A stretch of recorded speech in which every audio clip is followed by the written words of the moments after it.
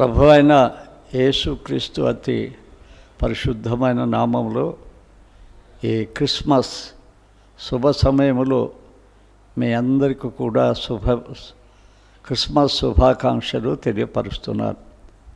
దేవుడు మిమ్మును మీ కుటుంబాలను దీవించుగాక. ప్రార్థిద్దాం. గొప్ప దేవా, నీ పాదాలకు వందనాలు.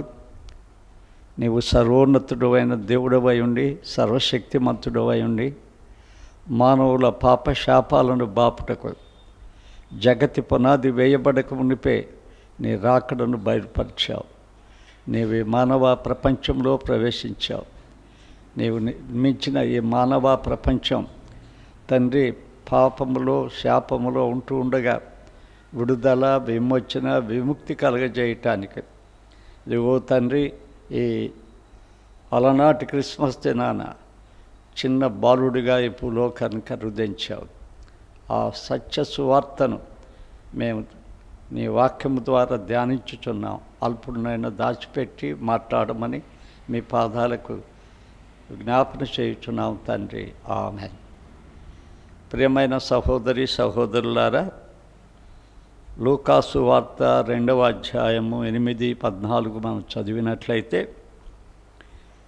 పరలోక దేవదూతలు భూలోకానికి రాగలిగి వారి సువర్తమానాన్ని అందించగలగటానికి ఒక గొప్ప సమయం ఈ క్రిస్మస్ సమయం. ఆ తొలినాటి క్రిస్మస్ని మనం జ్ఞాపకం చేసుకోవాలి. దేవుని రాక పరలోకము భూలోకము ఏకమైంది. క్రిస్మస్ నవచైతన్యాన్ని మానవ హృదయాల్లో కలిగించే ఒక ఆధ్యాత్మికమైన ఆహ్లాదకరమైన పండగ. ఆ పండగ రోజు దేవాది దేవుడు నరుని ప్రేమించి తాను నరుడిగా దాల్చిన ఆ మహాశుభదినం ఈ క్రిస్మస్ దినాలు. ఆయన పుట్టిక మానవ అంతరంగములో ఒక ఆశాదోచని వెలిగించింది. నేటి క్రిస్మస్ సందేశం ఆ గొప్ప నిరీక్షణలతోనే, ఒక మారు మనసు అనుభవముతోనే, అంతేకాకుండా మానవ మానసిక స్కందములో మార్పు తెచ్చే ఆ మహాదినాన్ని జగతిని జాగృతి చేసి ఒక నూతన దృక్పథం మానవునికి కలుగచేసింది. ఒక నూతన ప్రగతిలో మానవ జీవితం నడుపుటకు యేసుక్రీస్తు గొప్ప దేవుడయ్యాడు. ఆయన ఒక్కడే దేవుడు. ఆ తలుకు క్రిస్మస్ పండుగ పాటల పండుగ అంటారు. దివ్య గానాల జురులు దివి నుండి భువికి పరవశించి ఏచేసి పరలోకమందున్న దేవదూతలు కమ్మని పాటలను వినిపించినది మనం తెలుసుకుంటూ ఉన్నాం. క్రైస్తవ సంగీతము, సాహిత్యం అనేది దైవ సందేశంతో కూడింది. అనేక హృదయాంతరంగాలు తాకగలిగిన దేవుని వాక్యపు జీవ కళలను ఊడిపడేది.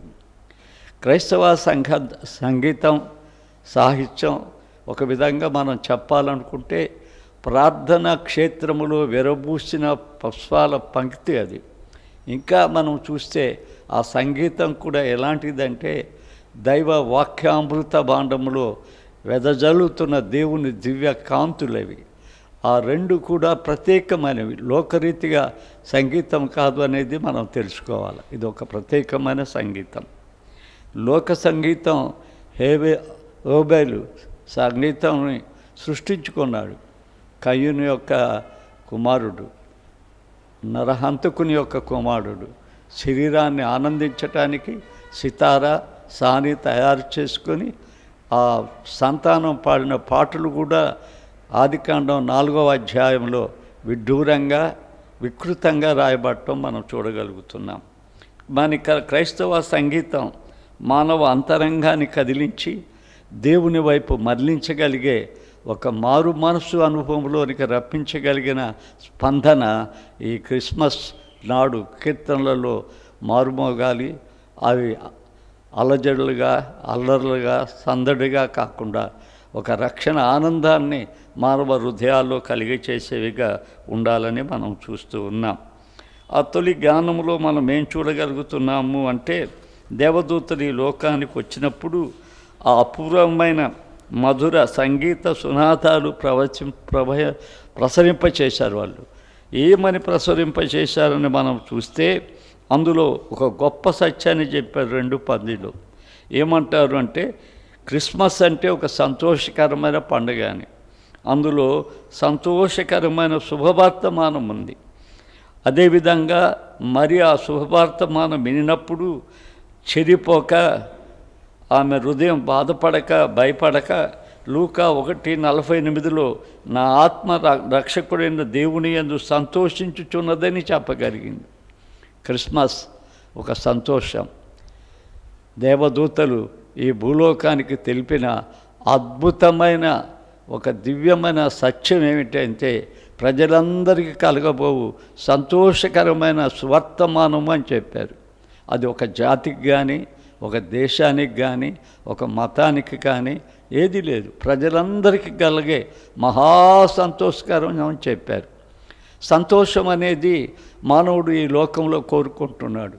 ఈ లోకంలో మానవుడు ఏ సంతోషం కోరుకున్నా అది క్షణభంగురమైన సంతోషమే, అది పరిపూర్ణమైన సంతోషం కాదు. వేదనలు, బాధలు, శ్రమలు, సమస్యలు, ఈ వలయాలు మానవ జీవితం. ఏదో కొంతకాలం కొన్ని వాటికి స్పందన చెంది శరీర ఆనందాన్ని కొనుక్కొని వాటి చూస్తూ ఉండటమే మానవుని సంతోషం. మానవ సంతోషం మలినమైంది, అది మానవ సంతోషం ఆరిపోతుంది. కానీ దైవ సంతోషం వేరు, అది హృదయానికి. శ్రమలైనా ఏమైనా కూడా ఆ సంతోషం చాలా గొప్ప సంతోషమని దేవుని వాక్యంలో మనం చూడగలుగుతూ ఉన్నాం. అందుకోసమే దేవుని వాక్యంలో ఫిలిప్పీ పత్రిక 4:4 ఎల్లప్పుడూ ప్రభువునందు ఆనందించుడి, మరలా చెప్పుచున్నాను ఆనందించాడు అంటాడు. Rejoice in the lord always, again I will say rejoice. ఎల్లప్పుడూ ఆనందించుడి. ఈ సంతోషం వారు ప్రకటించిన సంతోషం యొక్క సువర్తమానం లోక సంబంధమైంది కాదు, లోకపు వస్తువుల ద్వారా పొందేది కాదు, లోకవస్తువుల ద్వారా అనుభవించేది కాదు, డబ్బుతో కొనుక్కునేది కాదు, క్షణభంగురమైన సంతోషం కాదు. ఇది పేతురు 1 అంటాడు, చెప్పనశక్యమైన మహిమోన్నతమైన సంతోషం. పరలోకంలో నుంచి భూలోకానికి దేవదూతలు తీసుకొచ్చిన సంతోషం ఏంటంటే మహోన్నతమైన సంతోషం. అంటే మానవ పాప వ్యధలో నుండి, మానవ సాతాను కుహరములో నుండి మానవుని విడుదల చేసి చెప్పనశక్యమైన సంతోషంలోకి తీసుకెళ్తుంది సంతోషం, యేసుని విశ్వసించినట్లయితే. అందుకే హబక్కూకు అంటాడు, హబక్కూకు గ్రంథంలో ఆ 3 అధ్యాయాలు 3 అంశాలను తెలుపుతుంది. మొదటి అధ్యాయం గొప్ప ప్రశ్నలు. నీ కనుదృష్టి దుష్టత్వము చూడనంత నిష్కలంకమైనది కదా. ఇక్కడ యథార్థవంతుడు బాధపడుతున్నాడు, వారికి సంతోషం లేదు. ఇక్కడ ధనవంతుడు కూర్చుకుంటున్నాడు, వాడు వల వేస్తున్నాడు, వీళ్ళను ఒడ్డి పట్టుకుంటున్నాడు అన్నాడు. 2వ వచనంలో దేవుడు ఏమి సెలవిస్తాడని విశ్వాస గోపురం మీద కనిపెట్టాడు. 3వ అధ్యాయములో గొప్పతో సమర్పణతో కూడిన మాట చెప్పడం మనం చూస్తున్నాం. అంజూరపు చెట్లు పూయకపోయినను, చేలో పైరు రాకపోయినను, గొర్రెలు దొడ్డిలో లేకపోయినను నేను యెహోవా యందు ఆనందిస్తానంటాడు. నా కాలు లేడికాలుగా చేసి ఆ యొక్క ఉన్నతమైన స్థలానికి తీసుకెళ్తాడంటాడు. ఆ ఆనందం దేవదూతలు చెప్పింది. భూలోక సంబంధంగా పండగలో ఆనందించి పండగ అయిపోయినాక ఎండిపోయేది కాదు. అది ఎల్లప్పుడూ మానవ హృదయాల్లో చిగురించి పుష్పించి పరిమళించే ఆనందం. శ్రమల్లో సైతం ఆనందించగలిగిన సంగీతం అది, శ్రమల్లో సైతం స్తుతించగలిగిన సంగీతం అది, సంతోషించగలిగిన హృదయం అది, సువార్త కలిగిన హృదయం అది. పౌలు శీలను సరసాల్లో వేసినప్పుడు వారు పాటలు పాడారు, ప్రార్థించారు. చూసారా బిడ్డలారా, అలాంటి శుభకరమైన సంతోషకరమైన సువర్తమానాన్ని దేవుడు మనకు కలుగచేశాడు. ఆ సంతోషం పరిపూర్ణంగా నీ జీవితంలో ఉండాలి అంటే మనము కీర్తన గ్రంథం 16:11 నీ సన్నిధిలో సంపూర్ణ సంతోషం ఉందంటాడు దావీదు. నీ కుడి చేతిలో నిత్య సుఖం ఉందని చెప్తాడు. చూసారా, ఆ వార్త మనకు వచ్చింది. ఆ వార్త నీ హృదయంలో ఉండాలి అనుకుంటే, ఆ వార్త నిత్యము నీకు క్రిస్మస్ దినాలు కాకుండా అన్ని దినాల్లో క్రిస్మస్ సంతోషం నీ హృదయం ప్రవహించాలి అనుకుంటే ఆయన సన్నిధిలో నుండే పొందాలి. ఆయన సన్నిధిని హృదయానికి సంపూర్ణ సంతోషం ఇస్తుందని దేవుని వాక్యం మనకు తెలియచేయటం ధన్యకరమైందని మనం తెలుసుకొనవలసిన వారమై ఉన్నాం. రెండవది, వారు ప్రకటించిన ప్రకటనలో ఏం చెప్పారంటే, లోకరక్షకుడు వచ్చున్నాడు మీ కొరకు. మానవ జాతిని రక్షించడానికి, మానవ జాతిని పాపపు చెరలో నుండి విమోచించడానికి, మానవ జాతిని నరకంలో నుండి పరలోకానికి తీసుకెళ్ళటానికి ఒక రక్షకుడు పుట్టాడు అని చెప్పడం దేవుని వాక్యంలో మనం చూస్తూ ఉన్నాం. ఆ రక్షకుడు ఎవరంటే, మనం దేవుని వాక్యంలో మనం చూస్తే తీతు పత్రిక 2వ అధ్యాయం 13వ వచనములు, అనగా మహాదేవుడును మన రక్షకుడైన యేసుక్రీస్తు మహిమ యొక్క ప్రత్యక్షత కొరకు ఎదురుచూచుచు ఈ లోకమందు కదా స్వస్థత బుద్ధితోనూ నీతితోనూ భక్తితోనూ బ్రతకుచుండవాలని అని అంటాడు. ఆ మహాదేవుడు మన కొరకు చేసిన ఆ రక్షణ కార్యం, ఆ రక్షణ ఎలాంటిదంటే, ఆ మహాదేవుడు మరలా రాబోతున్నాడు. స్వస్థ బుద్ధి కలిగి ఉండండి. బుద్ధికి స్వస్థత కావాలా, శరీరానికి స్వస్థత ఉన్నా లేకపోయినా, ఈ శరీరం పడిపోయినా పతనమైనా కుళ్ళిపోయినా పరలోకం జారుతాం, కానీ బుద్ధికి స్వస్థత లేకపోతే పరలోకం జారలేం. అందుకోసమే రక్షకుడైన మహాదేవుడు ప్రత్యక్షమైనప్పుడు మీ బుద్ధికి స్వస్థత కలగాల, నీతిమంతులుగా నిచ్చబడాలంటాడు. నీతి అంటే డికాయుస్ గ్రీకులో, to be right relationship with God కదా. ఆ రక్షకుడికి నీవు దగ్గరగా ఉండాలి. ఎంత దగ్గరగా ఉండాలో తెలుసా? ఆ రక్షణ అనే దాన్ని మనం ఎంత దగ్గరగా ఉండాలో దేవుని వాక్యం మనకు బోధించింది. సంసోను ఆ బిడ్డను ఒప్పుకున్నప్పుడు ఆయన చెప్పిన మంచి మాట, ఒక మాట మనం చూడగలుగుతున్నాం. ఇదిగో లోకరక్షకుడు అని చెప్పగలిగాడు ఆయన. ప్రజలందరికీ కలుగొచ్చేసిన రక్షణ అంటాడు. లోకరక్షకుడు అంటే ప్రజలందరికీ కలుగొచ్చేసిన రక్షణ. నేను కనులారా చూశాను అంటాడు. ఆ రక్షణ నీవు కనులారా చూడాలా, అది అనుభవించాలి. ఎట్లా అనుభవించుతాం? ఎఫెసీ 2:8 అంటాడు, విశ్వాసము ద్వారా రక్షించబడ్డామంటాడు.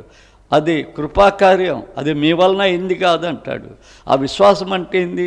నీవు రక్షించబడి, విశ్వాసం అనగా మనం తెలుసుకోవాల్సింది ఏంటంటే, విశ్వాసం 3గా చూడాలి. మనం పాతవి విడిచిపెట్టాలా, ప్రభువునందు అత్తుకోవాలా, పరిశుద్ధాత్మ దేవుడి ద్వారా ప్రభుతో, యేసు ప్రభుతో నడిచి వెళ్ళాలా.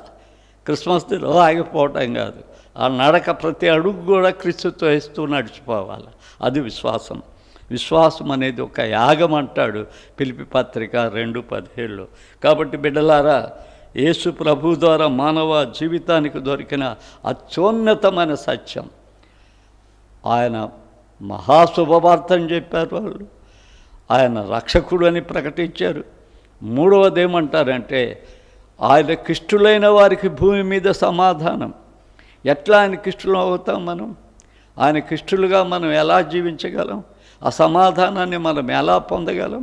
యోబు గ్రంథం 22:21 ఏమంటాడంటే, ఆయనతో మీరు సహవాసము చేసిరా మీకు సమాధానం, అది మీకు మేలు కలుగుద్ది అంటాడు. నీవు నిజంగా క్రిస్మస్ రోజే ఆయనతో సంతోషంగా సమాధానంగా గడిపి మిగతా రోజులన్నీ ఎండబెడితే ఏం ప్రయోజనం? నీకు ఆయన అనుగ్రహించిన సమాధానం, ఆయన కిష్టులుగా ఉండాలి అంటే ప్రతిదినం, ప్రతి రాత్రి, ప్రతి పగలు, ప్రతి సమయం నీ హృదయం ఆయనతో సహవాసం చేయగలగాలి. ఆయన నీ మధ్యలో ఉండాలి. ఆయన సన్నిధి నీతో ఉండాలి. అప్పుడు ఆ సమాధానం నీవు అనుభవించుతావు, ఆ సమాధానాన్ని నీవు పొందుతావు. ఆ సమాధానాన్ని యేసు వలన కలిగిందే కానీ ఇంకా ఏదే రీతిగా మానవ జాతికి ఆ సమాధానం అందలేదు అనే సత్యం మనం తెలుసుకుంటూ ఉన్నాం. ఒకసారి మనం రోమా పత్రిక 5వ అధ్యాయాన్ని మనం చూస్తే ఆ గొప్ప సత్యం ఆ 5వ అధ్యాయంలో మనం చూడగలుగుతాం. రోమా పత్రిక 5వ అధ్యాయం 1వ వచనంలో మనం చూస్తే, కాబట్టి విశ్వాసం మూలమున మనము నీతిమంతులముగా తీర్చబడి మన ప్రభువైన యేసుక్రీస్తు ద్వారా దేవునితో సమాధానము కలిగి ఉన్నాము అంటాడు. దేవుని ద్వారా మనం ఆయనతో సమాధానం కలిగి ఉన్నాము అంటాడు. అందుకు మళ్ళా 10వ వచనంలో ఏం చెప్తాడో తెలుసా?